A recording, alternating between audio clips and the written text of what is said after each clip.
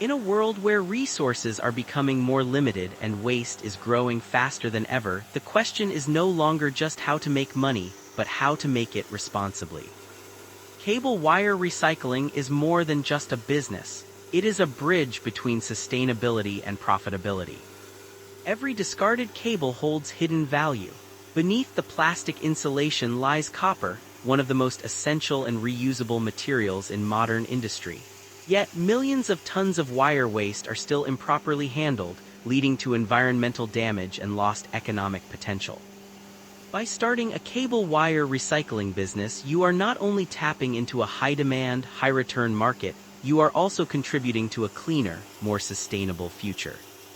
This is a business where waste becomes resource, pollution becomes opportunity, and every kilogram processed creates both environmental and financial value.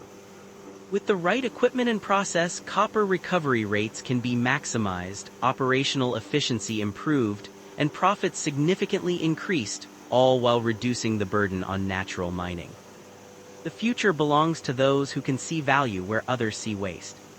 If you are looking for a business that combines purpose, impact, and real profit potential, cable wire recycling is a powerful place to start.